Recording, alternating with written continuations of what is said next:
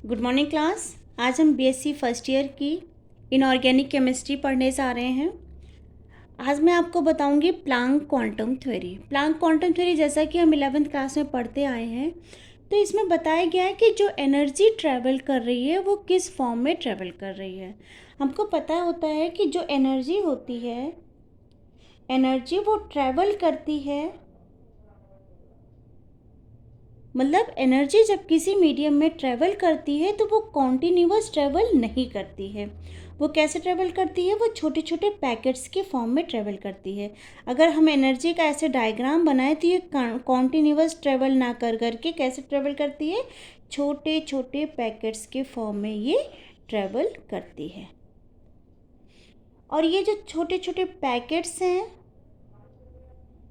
Packets, इनको बोला गया क्वांटा।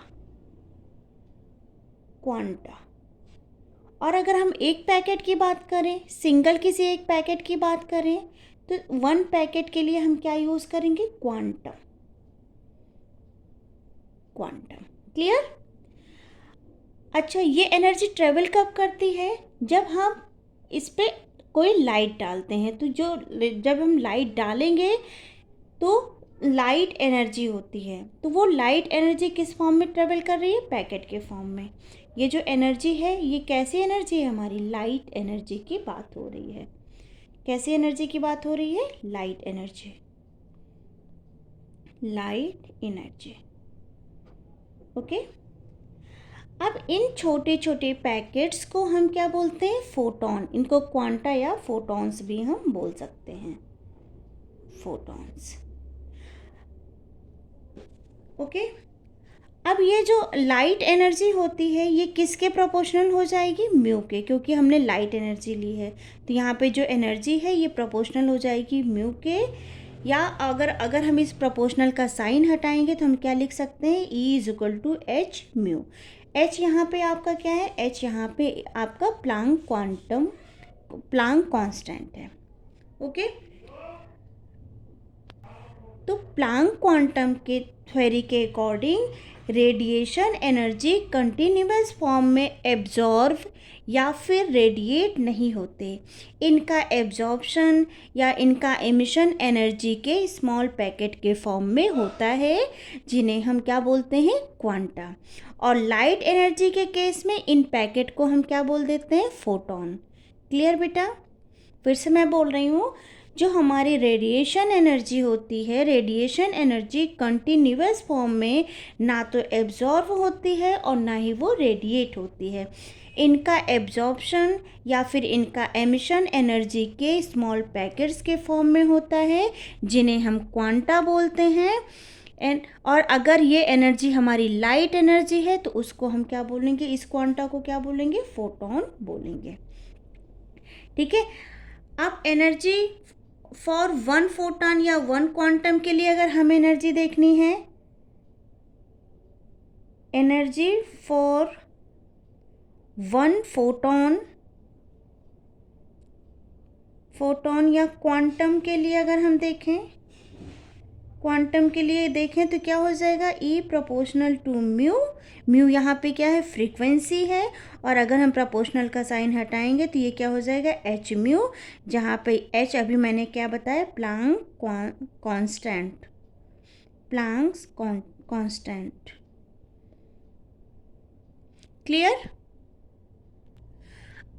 अब यहाँ मैंने एक फोटॉन के लिए बोला है। अब मान लो अगर किसी बॉडी से n फोटॉन निकल रहे हैं, n फोटॉन मतलब नंबर ऑफ मोल्स, क्वांटिटी बता रही हूँ, मोल्स नहीं। तो अगर किसी बॉडी से n फोटॉन निकल रहे हैं तो क्या हो जाएगा? E इज इक्वल टू क्या हो जाएगा? h mu. अब हमें पता है जो म्यू होता है वो किसके इक्वल होता है? C upon lambda. तो इस म्यू की वैल्यू हम यहाँ पे अगर रख देंगे तो ये क्या हो जाएगा हमारा? E is equal to H C upon lambda. अब हम जानते हैं जो हमारा h अपॉन लैम्डा है, इसको हम क्या लिख सकते हैं? Mu bar. तो हम यहाँ से हम क्या कर सकते हैं? 1 अपॉन लैम्डा की जगह म्यू बार लिखेंगे तो क्या हो जाएगा? E is equal to H C mu bar. Okay, तो हम इस इक्वेशन से H is equal to H mu से लिख सकते हैं the energy emitted or absorb by a body can be either one quantum or any whole number multiple by H mu. जो energy हमारी इमिट हो रही है या फिर जो एनर्जी एब्जॉर्ब हो रही है किसी बॉडी में, वो या तो एक क्वांटम हो सकती है या फिर कोई होल नंबर। होल नंबर जैसे जैसे होल नंबर आपका यहाँ जैसे आपका क्या हो गया, 2h म्यू हो सकता है, 3h म्यू हो सकता है। ये जो एनर्जी है वो 2h म्यू हो सकता है, 3h म्यू हो सकता है, 4h म्यू हो सकता है। मतलब हमें एक होल नंबर लेना है। ऐसे ऐसे करके हम h म्यू तक एनर्जी को एब्जॉर्व कर सकते हैं या इमिट कर सकते हैं, इतने क्वांटम ऑफ एनर्जी। ठीक है, तो हम यहाँ से लिख सकते हैं जो एनर्जी होती है, एनर्जी इमिटेड और एब्जॉर्ब कैसे हो सकती है आपकी, E is equal to N H mu. यहाँ से लिख सकते हैं जहाँ पे ये n हमारा कोई भी नंबर हो सकता है, n is equal to 1 2 3 4 dash dash dash. हाँ, तो ये क्या होती है, द एनर्जी इज क्वांटिटाइज।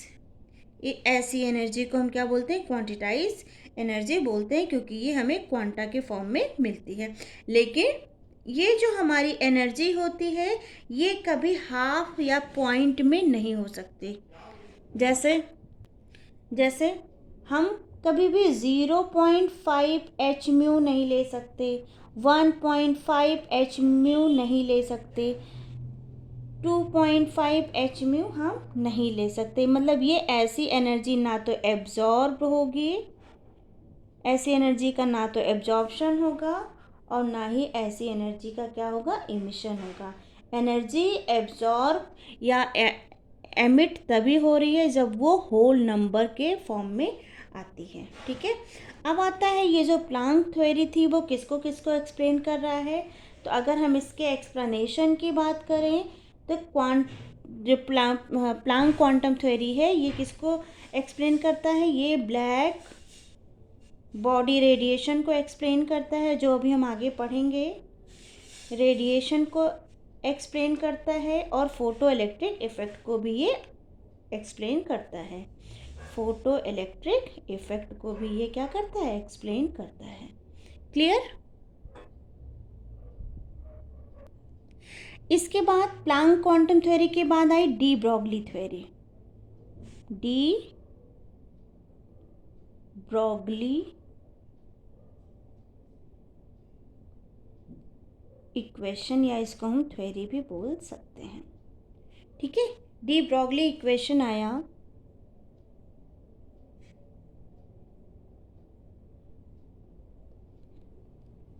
इसमें दो तरह की थ्योरी दी गई। एक था तो आपका क्लासिकल मैकेनिक्स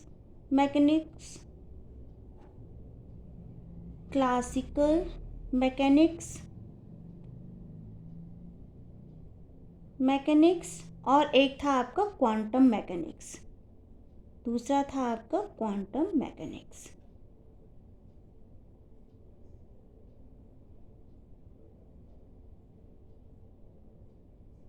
पहले क्लासिकल मैकेनिक्स आई, उसके बाद उनमें जो कमियां थी उन कमियों को थोड़ा सा मॉडिफाई करके क्वांटम मैकेनिक्स आई, और ये क्वांटम मैकेनिक्स पूरी तरह से डी ब्रॉगली इक्वेशन पे बेस्ड थी। अब अगर हम क्लासिकल मैकेनिक्स की बात करें तो ये किसको किसको एक्सप्लेन किया, ये एक्सप्लेन किया इसने successful for motion of microscopic object. Microscopic object का जो मोशन था उसको सक्सेसफुली इसने एक्सप्लेन किया था क्लासिकल मैकेनिक्स ने। लेकिन failed when applied the microscopic particle, लेकिन जब छोटे पार्टिकल्स पे इसको अप्लाई किया गया तो ये क्लासिकल मैकेनिक्स जो थी हमारी क्या हो गई थी, फेल हो गई थी। इसने क्या ignore concept of dual nature of matter. इसने जो मैटर का ड्यूल नेचर था जिसमें मैटर में वेव और पार्टिकल दोनों नेचर पाए जाते थे, जो कि क्या था, डी ब्रॉगली का जो थ्योरी थी कि जो हमारा मैटर होता है उसमें पार्टिकल नेचर भी होता है और वेव नेचर भी होता है, वो इसको एक्सप्लेन नहीं कर पाया था कौन, क्लासिकल मैकेनिक्स। क्लासिकल मैकेनिक्स के बाद आई क्वांटम मैकेनिक्स। क्वांटम मैकेनिक्स क्या होती है? The branch of science in which we deals the dual nature of matter is called quantum mechanics. Science की ऐसी ब्रांच है जिसमें हम मैटर के ड्यूल नेचर की स्टडी करते हैं, उसको हम बोलते हैं क्वांटम मैकेनिक्स। ये ड्यूल नेचर ही क्या था? आपका डी ब्रॉगली थ्योरी थी। जो प्लांक थ्योरी अभी हमने पढ़ी, Planck quantum theory further explained by the Einstein in 1905। उन्होंने बोला कि जो प्लांक की जो क्वांटम थ्योरी थी इसको एक्सप्लेन किया गया, बोला कि जो मैटर होते हैं उसमें पार्टिकल नेचर भी प्रेजेंट होता है और वेव नेचर भी प्रेजेंट होता है। क्वांटम थ्योरी से क्या क्या एक्सप्लेन किया गया? इंटरफेरेंस, डिफ्रैक्शन ऑफ लाइट को एक्सप्लेन किया गया, जो क्या दिखाता था हमें? Wave nature. Black body radiation को एक्सप्लेन किया गया, जिसमें फोटो इलेक्ट्रिक इफेक्ट और कॉम्पटेंट इफेक्ट को एक्सप्लेन किया गया, जो हमें क्या दिखाता है? Particle nature. यहाँ पे जो इंटरफेरेंस था, डिफ्रैक्शन ऑफ लाइट, इसमें वेव नेचर को एक्सप्लेन किया गया और दूसरे में पार्टिकल नेचर को एक्सप्लेन किया गया। Quantum mechanics model of atom इसको बोला गया, या फिर इसको हम बोल सकते हैं wave mechanical model of atom. ये किसको एक्सप्लेन कर रहा था? Dual nature of matter. और जो हमारा हाइजेनबर्ग अनसर्टेनिटी मॉडल था, मॉडल को ही क्वांटम या फिर वेव मैकेनिकल मॉडल भी बोला गया। तो क्वांटम थ्योरी में एक्सप्लेन किया गया था हाइजेनबर्ग अनसर्टेनिटी, जो मॉडल आया था हाइजेनबर्ग अनसर्टेनिटी प्रिंसिपल क्या था कि जो एटम में जो इलेक्ट्रॉन होती है उनकी पोजीशन और मोमेंटम दोनों का एक साथ हम क्लेरिफाई नहीं कर सकते कि पर्टिकुलर इलेक्ट्रॉन किस पोजीशन पे, किस टाइम पे, किस स्पीड में, किस पोजीशन पे रहेगा। सॉरी। इसी हाइजेनबर्ग अनसर्टेनिटी मॉडल को ही क्वांटम मॉडल बोला गया। अब पढ़ते हैं ड्यूल नेचर ऑफ मैटर। अभी बताया मैटर जो होता है पार्टिकल नेचर और वेव नेचर दोनों रखता है। तो Einstein has suggest that light can behave as wave as well as particle nature. Einstein ने बताया था कि जो लाइट होता है, लाइट वेव नेचर भी शो करता है और पार्टिकल नेचर भी शो करता है। De Broglie propose that matter has a dual nature as wave and particle. तो इसको डी ब्रॉगली ने इसको प्रपोज किया और बताया कि हाँ ऐसा होता है, जो मैटर होता है उसमें भी ड्यूल नेचर होता है, wave nature and particle nature. De Broglie ने इलेक्ट्रॉन के वेवलेंथ, क्या किया था उन्होंने? इलेक्ट्रॉन के वेवलेंथ और मोमेंटम के बीच एक रिलेशन निकाला। इलेक्ट्रॉन का जो क्या होता है वेवलेंथ और इनका जो मोमेंटम होता है p, इनके बीच एक रिलेशन निकाला और बताया कि यदि इलेक्ट्रॉन वेव नेचर शो करे, अगर मान लो electron, if electron behave like wave nature, behave like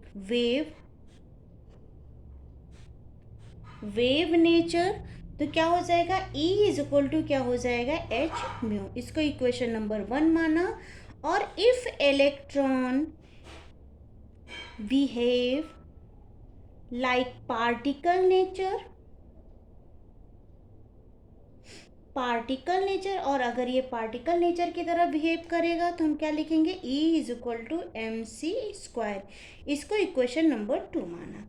अब from equation 1 and 2, from equation 1 and 2 देखो यहाँ E is equal to H mu है, यहाँ पे E is equal to mc है, तो हम क्या लिख सकते हैं? H mu is equal to mc square. हो सकता है। अब देखो मुझे पता है ये जो म्यू होता है, फ्रीक्वेंसी होती है, वो क्या होती है? c upon lambda. तो हम यहाँ पे क्या लिख सकते हैं? H C upon lambda is equal to M C square. इस c से एक c कैंसिल हो जाएगा, तो हम इसको लिख सकते हैं H lambda is equal to M C. यहाँ पे ये जो c है ये क्या है बेटा? Speed of light. क्लियर? अब हमको पता है कि अगर इस C को हम किसके टर्म में लिखें? v के टर्म में लिखें, ठीक। तो हमको पता है p इज इक्वल टू क्या होता है, mv होता है। अगर इस c को हम v के टर्म में लिखेंगे तो ये क्या हो जाएगा हमारा, h upon lambda is equal to mv। और ये mv किसके इक्वल होता है, mv होता है हमारे p के इक्वल। तो हम यहाँ से लिख सकते हैं, यहाँ से हम क्या लिख सकते हैं, h upon lambda is equal to p, clear. या फिर लैम्डा इज इक्वल टू हम क्या लिख सकते हैं, h अपॉन p। ये हमारा क्या बन गया, इक्वेशन नंबर 3, ओके। इसी को बोला गया डी ब्रॉगली इक्वेशन। क्या बोला गया इसको, de Broglie equation, de Broglie equation, ठीक है।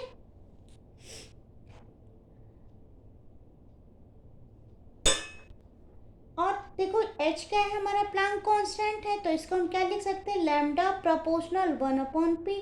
h हटा देंगे तो इसको हम प्रोपोर्शनल का साइन लगा देंगे, ठीक है। तो यहाँ पे p हमारा क्या है, p इज इक्वल टू क्या था, mv था।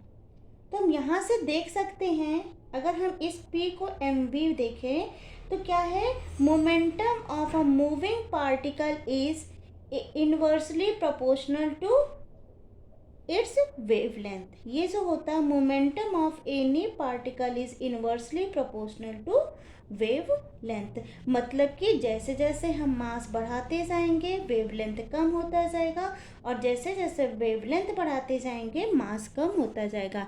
इसीलिए जैसे जैसे किसी मैटर में मास बढ़ता जाता है उसमें वेव नेचर कम और पार्टिकल नेचर ज़्यादा शो होता है, और जैसे जैसे किसी मैटर का मास कम होता जाता है उसमें वेव नेचर ज़्यादा और पार्टिकल नेचर कम होता जाता है। तो ये थी हमारी क्या,